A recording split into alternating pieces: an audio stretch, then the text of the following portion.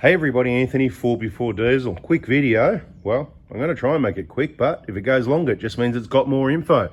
Anyway, should you use the cheapest oil? Should you use semi-synthetic oil? Should you use fully synthetic oil? What's better? Blah, blah, blah. Because there seems to be still a lot of confusion and a lot of smoke and mirrors around oil and how much better that, fully synthetic, double the price oil is. Yes, with a win or no, big waste of money. So this is a range of oils we've got here in the workshop. We don't do a lot of servicing really. And we do say if you want to book into the private hospital, if you can, bring your own oil. You get your oil filters off LSI. We set that up for you so you can save money. That costs me money. That means I can't sell them to you at profit. Bring your own oil filters, bring your own oil, buy it on special, it's super cheap, or whoever's got the special on, Autobarn, whatever it is, wherever you want to get it, doesn't bother me. So I'm not trying to sell you oil. I'm not sponsored by anyone as far as oil goes. I just tell you what we use. And people that are going, oh, is this oil suitable? The answer is right here in your book, right? So this is out of our 120 Prado. And bit more detail after we go through what all these oils are and maybe what we use them for or not or whatever. But this is the 2008 120 Prado. Every vehicle's got a book like this and it'll give you these oil grade letters. And let's not get technical. I love to not get technical a lot of the time. It's just do as I say, not as I do. And if I say do that, then that's what you do and you'll be okay when it comes to your 1KD FTV. And probably if you watch all the videos, put it all together and you'll work it out anyway. And here, it's got all your temperature ranges and it will say words that are a bit confusing. So let's just pop this one back down for a minute and I'll just quickly run through what these oils are and why they're there and if they're well, I won't tell you if they're suitable or not. You can tell me in the comments from reading your book if any or all of these oils are suitable for your 1KD FTV or your 1GD. I've got more oils here, obviously. There's no oil here for 1GDs, any vehicle with a DPF. That's where you need to worry about what oil you're going to use. So that's the first one. Same with some oil changes on some vehicles. Careful how long you leave the drain plug out. If you've got one of those, I'm sure you know about it. Do your research. The 1KD FTV, no issues, right? The 1GD, the Toyota range, generally you're okay to leave the sump plug out for a while. So let's start off with taking a look at a bit of the Penrite range, which is, look, I don't know why I started using Penrite. I heard bad things about some other brands. I always thought, you know what, oil's oil, the old ad oil's own oil. Well, it's not exactly, right? But depends what engine you're dealing with. Some engines are that, you've just got to use the best oil because the quality and the materials ain't that good. But when it comes to these 1KD FTVs, they do not wear out. So my opinion straight up, basically you can't put the wrong oil in it. So I wouldn't be too worried about it. And we'll get to that book, like I said, in a minute. But for a lot of years we used, you can see this one's all old and faded compared to this one. That's how long we've been using that for. And I've left the old bottle sitting there just to, it can fade away and get old and it'll be a collector's item in 40 years. There you go. But look, we were using this. There's nothing wrong with that. But then after careful consideration, I went, well, in Melbourne, I think this is more suitable. And we saw some advantages of that. It did cost a little bit more, but it wasn't much more. And as long as you buy it only when it's on those really good specials, then you're okay. So that's what we use. So that's what we would recommend because I think it's value for money. You used to get it on special for around $50 for 10 litres retail. That's a pretty good buy for the 10-litre bottle for you guys out there. Things, like I said, things are doubled in price, but once you've got your EGR sorted out and everything's clean, you can go back to 6 months or 10,000 Ks, whichever comes first. Any more than that, you're wasting your oil. And I've done a similar thing with our vehicles where I change oil every 12 months and I'm seeing awesome results from that as well. It's all in videos. Stay tuned for that. Subscribe, turn the bell on so you don't miss that. Okay, so that's what we use. You don't have to use that. You can use this if you like. Now this one, it's going to cost more. I believe that's DPF compatible, right? See what it says here. It's not what we use in the DPF, but to have that compatibility, it's a bit like buying diet this, diet that, or you know what I mean? As soon as there's something healthy or whatever, it costs more. Well, oil's oil as far as that goes. There's no reason why I understand that I know of why this should cost so much more other than maybe they had to pay some money to someone. Licensed Mercedes-Benz approved. That sounds like I had to have a meeting with Mercedes-Benz and, cut a deal with them. That's what it sounds like. Could be wrong. I'm just making stuff up here. Right? What would I know, right? eco for low emission, whatever. So, but can you put that in a 1KD? Absolutely, sure you can. Over here, this one says petrol, for petrol engines, right? So, you know, maybe you can't put that in a diesel. But, you know, you're going to trust Repco's website or some other automotive company's website, or you're going to trust the book from Toyota. So you kind of need to trust your manufacturers on what they're saying the oil is, you know. See here, you know, GM, oh, look, API, SP, resource conserving, you know, GF6A, blah, blah. So you got to get to know all these letters, right? Let's have a bit of a look over here on this one. See, CI4SL, you know, ACA, A3B4, blah, blah, blah. Don't worry about what it all means. It's just really, let's say it's complicated to put it simple. You don't need to worry about that. Let's have a look at a couple of other oils here, because it's not all about Penrite. It doesn't bother me. Use whatever's on special. See the Magnatec here? Quite often, I used to get it on special for about 20 bucks. I reckon you can still get, look at the dust on it, right? If I see it, collecting a bit of dust there, it's a bit dusty here sometimes, right? Not in the bottle, that's the main thing. But if I see it on special for 30 bucks, I'm going to grab one, you know. It's 5 litres of oil. I don't know. I just reckon that's a good all-round. For the other makes and models vehicles we have, for the family's cars and that, the other cars you might have, like your Camrys and that. Again, depends which engine. Again, those letters. This is SNCF, blah, blah. It's got your letters and it's got your grade right there, right? Simple stuff. Magnatec, I don't have a problem with that. And then if you're in Bunnings like I was, and I see this, well, this is a semi-synthetic, so it's going to be cheaper than a full synthetic, right? So this full synthetic 530, that's typical. It seems like the thinner the oil, the more they charge you, right? The lower the number, the higher the price, yeah? Must be hard to make thin oil, that's what it is. Or that must be so much better, that oil. What a load of bollocks. Now, I do like full synthetic oils, of course, and you can use it in the 1KD, but like I said at the start, the engine is that tough. I think you're just wasting your money, but depending how much extra you're paying, if you can get it for the same price, okay, no worries. Then you say, which one? Do I use this full synthetic, or hang on, there was no other full synthetics here anyway. There's so many options on full synthetic, semi-synthetic, what's that? Talk about confused, normal mineral oils, whatever.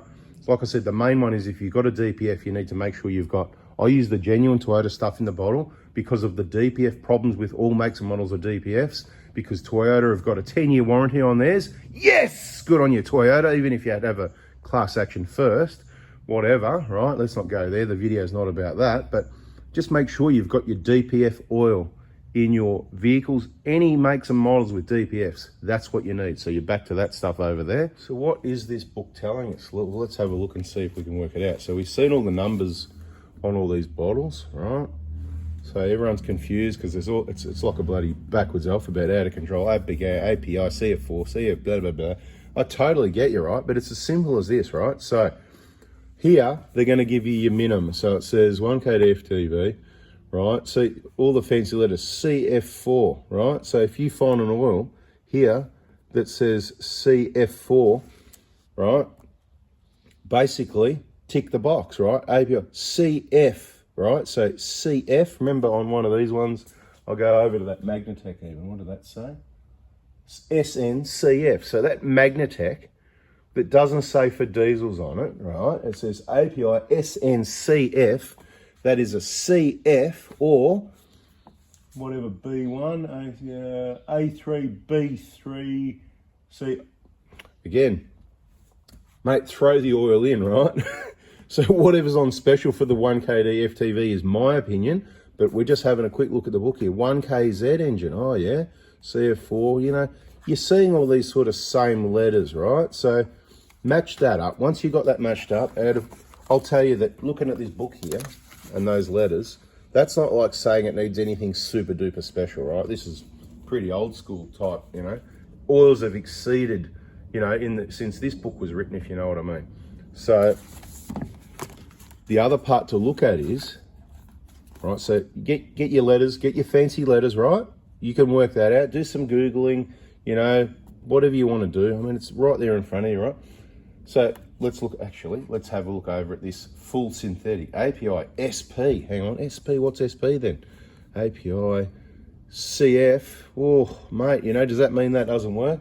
I think you'll find it far exceeds the requirements is what it means. But would you want to be putting 530 in? That's what we need to talk about, the numbers, because a lot of the full synthetic oils are often the thinner oils, 530.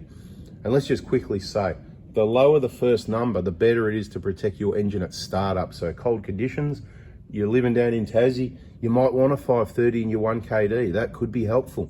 But if you're living up in the bloody Pilbara, or you're up the top of Northern Territory around Darwin, and it doesn't go under 30 degrees in winter for top temperatures, and in summer it's 40, 45, 50, and you're out on the highway doing hundreds of kilometers, then you might want to come back over to this Penrite 1550, because you're going to get better protection. The higher the high number, the better protection at highway speeds, right? General guides I want to give you here, right? So that's where I go. The 1040 is a really awesome range. It's an Australian company, whatever. So, you know, I'm not saying it's the best oil. It's not bad. Everyone's got their opinion on oil. Oh, Newlong's the best. Oh, Penrite's great. Or, no, yeah, that's rubbish. Castrol, that's rubbish. Valvoline, that's rubbish. Gulf Western, the cheapest. Oh, that's rubbish, cheap oil. People say it's some of the best oil you can get. Everyone's got their opinion. I'm not going to have that opinion. I'm just going to say all of these oils you could pour into your 1KD, and you will not, I tell you what, it'll make that little difference. You just will never know. I'm telling you right now. It's not, you know, using that Castrol there, it's not going to stop you from cracking a piston. There's other ways to do that. And that's in another video. Like I said, check out the other videos. All right. It's going a bit longer now, aren't we? Important part, right? So you look at this range here. Temperature range enters before next door. Oh, just want to read you one thing. Either or both API regions are added for some oil containers to help you select the oil, right? So it's there to help you add API service, blah, blah, blah. Top portion shows the quality by API, American Petroleum Institute, blah, blah, blah. Yep. Okay. Photogenic is used in your motor vehicle. In some of the books, oh, here it is. This is what I wanted to read you before we went on. 530 is best choice for your vehicle. Don't stop reading there, because people just want to go buy 530 then. We've got the 530 sitting here, wasn't it? Yeah, the full synthetic 530 is the best choice for your vehicle. For good fuel economy. This is where you win if you just hang around and watch it. For good fuel economy and good starting in cold weather. So if your top priority is fuel economy and good starting, then go ahead and use 530. And you won't have a problem doing that. But if you use 1040, you might use 0.001% more fuel. Your engine will still start good in the morning. And guess what? You'll get better protection when you're out on those highways, on those big trips traveling around outback Australia in 40-degree temperatures. So just keep that in mind, right? Keep reading, is the best choice for your vehicle for good fuel economy and good stuff, you know. If you use a higher viscosity engine, extreme low temperature engine may become difficult to start. That's not going to happen. You could put 2050 in these 1KDs. It's not going to be difficult to start, right? If you go above 2050, I don't recommend it, okay? So there you go. I don't recommend it for any vehicle unless it's old, flogged, really worn. Now, so you got that, because that was important. There's still some more info here. That's what I mean. You get your book out and read this stuff here. Now, why is there two? 1KD, oh, okay. So, yeah, right, whatever, right? Temperature range anticipated. So look, just go, your temperature's going to be, say, 4 to 38, basically. Look, 2050, 1540, 1030, 5 preferred. Remember why it was preferred though? See, preferred for these reasons here only, not for the protect your life of your engine, just for fuel economy and easy starting. Where with the 1040, which is better than 1540, it's a more open range, it's going to, yeah, best balance, but whatever, right? What my point is, it just doesn't matter. It doesn't matter that much, so stop wasting your money. Now, if you were going to go, for it to make any difference, see here, this is -7. So you'd have to be in weather conditions under -7 for the 2050 to be a problem, under about -13 for the 1540 to be a problem. So the 1040 is good down to about probably -18 degrees, which we don't see in Australia. So anyway, you got to read this, depending where you are in the world, simple stuff. And your tops always go, see that says 38 degrees Fahrenheit, 100 degrees, 38 Celsius, 100 Fahrenheit. The arrow goes far beyond the 38, not far, but you know. And then you can look at this one down here, and it gives you the same sort of indication, right? 530 down here, if you have a look at Celsius, it's only going up to about 10 degrees, the 530. So hang on, what's going on there? 1K2. All right, that's a bit bizarre, that is. Gee, I probably should have a look at these things before I start yakking. But let me have a look at that. Yep, you got it. That's even got me confused. I haven't really noticed anything like that before, and that is just bizarre. So let's just rewind a minute. So 530, remembering up here 5W30, same thing. So up here, for the recommended viscosity SAE, shows that whole range on the bottom line there. Over here it says 530 is the best choice for, like I said, keep reading. But over here, it's got an arrow starting from about 10 degrees back this way, under the 1K. So to me, that's just bloody confusing. So for me, I'm going to disregard that. I don't really care about what that is, because that's, as far as I'm concerned, that's a load of rubbish. So someone that knows more than me about all this crap and oil can put something in the comments, and hopefully it's credible, because people put a lot of rubbish in the comments. There's so many people that know more than me. And look, there is people that know more than me, but seems like there's so many more that know so much more. But anyway, I don't know all about oils, whatever, but I can tell you this, right? The 1KD FTV engine that we specialise in, that a lot of people are buying oil for, that I see comments on our Facebook groups, don't worry about it. Just look at the letters. Yep, ticks the box. Watch it on those websites that say, yeah, no, not suitable, doesn't fit, and all that crap. Because if the letters here say it fits and the numbers are about right, like I said, on a new engine in a cold climate, I wouldn't mind 530 at all. Okay, so I've got no issue with that.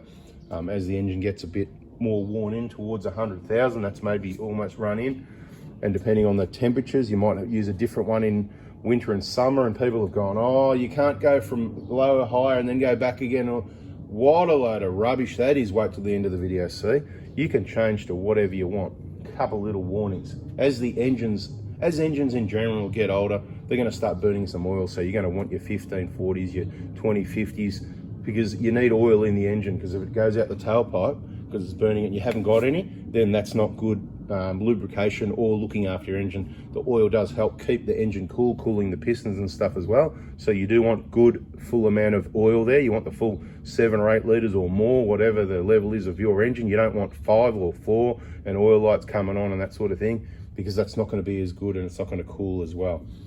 So I think we're about ready to wrap this one up. Use your letters, use your range. I use 1040 in my car and all, because that covers, I can go to Tassie in it, I can go to Darwin in it, I can go not anywhere around the world, that's for sure. If you're going to be in really cold climates, that's where the 530 is the win here, and that's what we already talked about. It's simple stuff. The lower the number, the higher the number, blah, blah. So ideally, a perfect oil would be 0, 50, right? Covered all your boat, but you can't have that. And of course, it's thicker when it's cold, and it thins out as it heats up. That's obvious stuff, isn't it? If you learnt something, hopefully hit the like button.